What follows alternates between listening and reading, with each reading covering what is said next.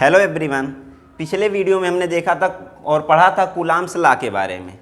अब इस वीडियो में हम बात करेंगे coulombs law in vector form के जो है बारे में। यहाँ पे देखिए, सपोज दैट दो चार्ज हैं Q1 और Q2, दो चार्ज हैं। अगर दोनों पर प्लस प्लस आवेश है, यहाँ पर भी प्लस कूलाम और यहाँ भी जो कोई प्लस कूलाम, यानी कोई जो है पॉजिटिव चार्ज है, दो पॉजिटिव चार्ज हैं। इनको जब एक दूसरे के जो है पास में लाते हैं तो एक दूसरे को रिपेल करते हैं। अगर दोनों पर सेम चार्ज है तो एक दूसरे को रिपेल करते हैं, और अगर दोनों पर अपोजिट चार्ज, एक प्लस और एक माइनस है, तो एक दूसरे को जो है अट्रैक्ट करते हैं। और इनके बीच जो फोर्स लगता है वो force F = K Q1 Q2 अपान R², कूलाम्स लॉ के जो है अकॉर्डिंग हम इसको जो है प्राप्त कर सकते हैं। और जहाँ पर K जो है, K = होता है 1/4πε0, जिसकी वैल्यू होती है 9 × 10⁹ और ये जो है किसी वैक्यूम और एयर के लिए दिया गया था 1/4πε0 = 9 × 10⁹। अब इस जो है F = K Q1 Q2 अपान R², इस जो है फोर्स को जब हम कैलकुलेट करते हैं दो चार्जेस के लिए, तो यहाँ पर हम केवल इसका मैग्नीट्यूड फाइंड कर सकते हैं। केवल जो है इस जो है फोर्स कूलाम्स लॉ में F = K Q1 Q2 अपान R² से हम केवल फोर्स का मैग्नीट्यूड फाइंड कर सकते हैं। अगर हमको जो है मैग्नीट्यूड के साथ साथ डिस्टेंस भी फाइंड करना है तो उसके लिए हमें coulombs law in vector form को जो है पढ़ना होगा। अब देखिए, सपोज दैट दो जो है एक्सेस x और y हैं, इसका ओरिजिन पॉइंट O है। दो चार्जेस Q1 और Q2, मान लीजिए पहले चार्ज Q की या Q1 की जो है ओरिजिन पॉइंट से पोजीशन वेक्टर R1 है।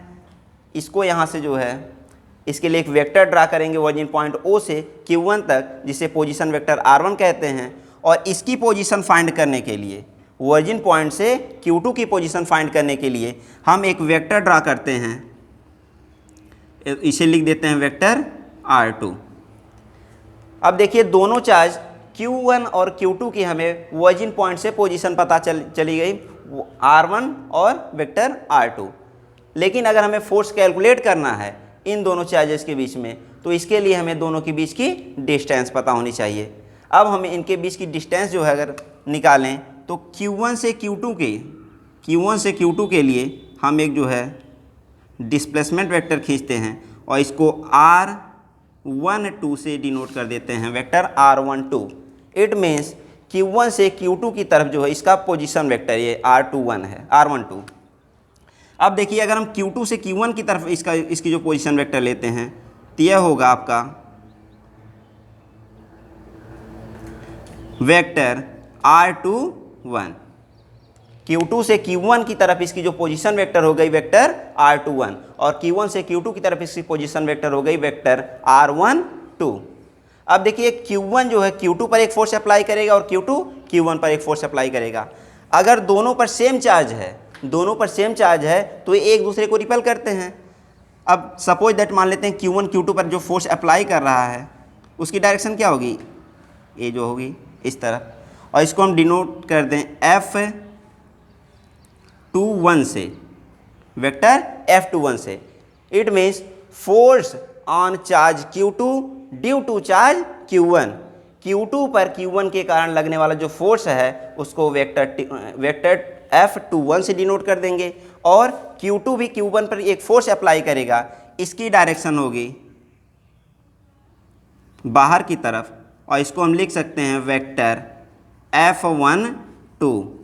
Vector F12 it means force on charge Q1 due to charge Q2। It means Q1 charge पर Q2 चार्ज के कारण जो लगने वाला फोर्स उसको वेक्टर F12 से डिनोट कर दिया गया है। अब जब हम इसको जो है कूलाम्स लॉ को वेक्टर फॉर्म में लिखते हैं तो जो Q2 Q1 पर चार्ज अप्लाई कर रहा है वह charge vector F12 equal to हो जाएगा 1/4πε0, दोनों चार्जेस का प्रोडक्ट Q1 Q2। अब देखिए, इनकी बीच को की जो डिस्टेंस है उसको हमने जो है डिस्प्लेसमेंट वेक्टर r12 और वेक्टर r21 से डिनोट किया है। लेकिन चार्ज जो है किस पर लग रहा है? ये चार्ज जो है फोर्स वेक्टर F12, इसका मतलब है कि जो है F1 पर चार्ज Q2 के कारण एक फोर्स, मतलब वेक्टर F12 का मतलब है कि Q1 चार्ज पर Q2 के कारण एक फोर्स लग रहा है। इसको वेक्टर F12 से हमने डिनोट किया है। तो जो हम इसका डिस्प्लेसमेंट वेक्टर लेंगे वह Q2 से Q1 की तरफ यानी वेक्टर R21 लेंगे। देखिए चार्ज जो Q2 Q1 पर फोर्स लगा रहा है तो इसकी जो डिस्टेंस हम मेजर करते हैं वह वेक्टर R21 के द्वारा डिनोट किया हमने, या इससे मेजर किया है, जिसे डिस्प्लेसमेंट वेक्टर R21 कहते हैं। तो जो इसकी डिस्टेंस हम लेंगे, यह चार्ज Q2 Q1 पर फोर्स लगा रहा है तो इसके लिए पोजीशन वेक्टर R21 डिस्टेंस के रूप में ले लेते हैं, वेक्टर R21 हो गया। और डिस्टेंस का स्क्वायर है तो इसका हमने स्क्वायर कर दिया। ये तो इसका मैग्नीट्यूड हो गया। अब अगर इसकी जो है हमें डायरेक्शन बतानी है तो इसके लिए हम इसके यूनिट वेक्टर R21 से मल्टीप्लाई कर देंगे। अगर इसकी जो है फोर्स की हमें डायरेक्शन बतानी है तो हम क्या करेंगे, इसके लिए R21 यानी इसके यूनिट वेक्टर से हम इसमें मल्टीप्लाई कर देंगे। अब सिमिलरली Q1 भी Q2 पर एक फोर्स अप्लाई करता है और उस फोर्स को हमने डिनोट किया है F21 से। ये हो जाएगा 1/4 पाई एप्सिलॉन नॉट, दोनों चार्जेस का प्रोडक्ट Q1 इंटू Q2। अब वेक्टर F21 फोर्स, मतलब हम कह सकते हैं कि जो चार्ज Q1 है वह Q2 पर एक फोर्स लगा रहा है जिसकी डायरेक्शन इधर आउटवर्ड है।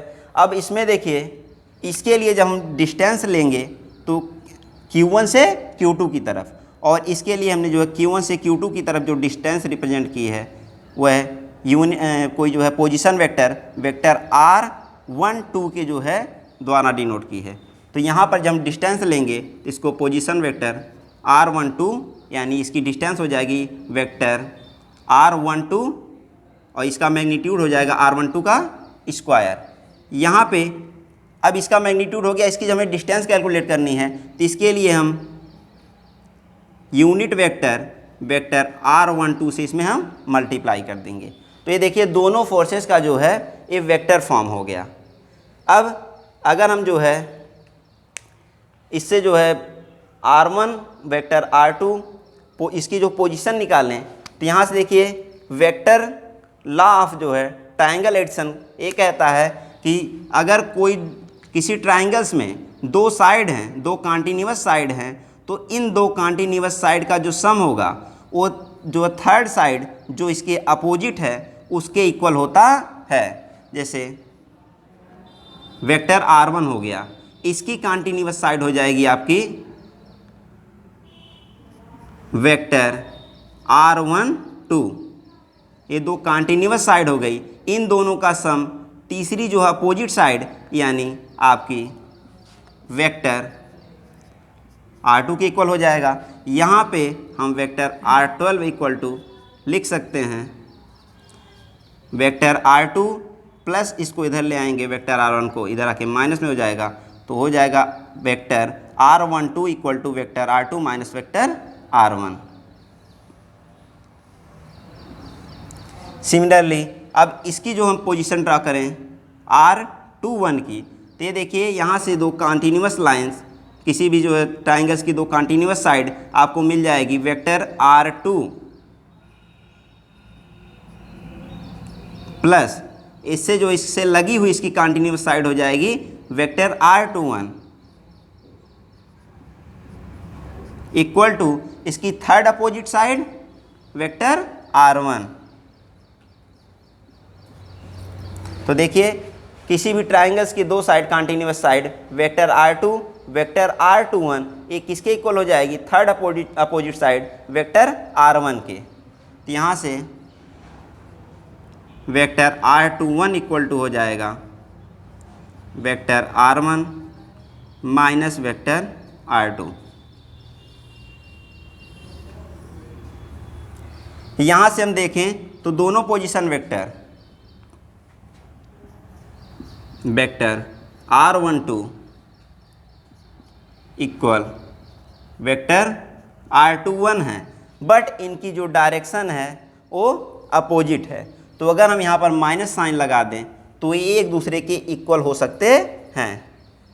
तो यहाँ से हम कह सकते हैं कि जो इसकी जो है पोजीशन वेक्टर है Q1 से Q2 की तरफ वेक्टर R12 और Q2 से Q1 की तरफ वेक्टर R21 है।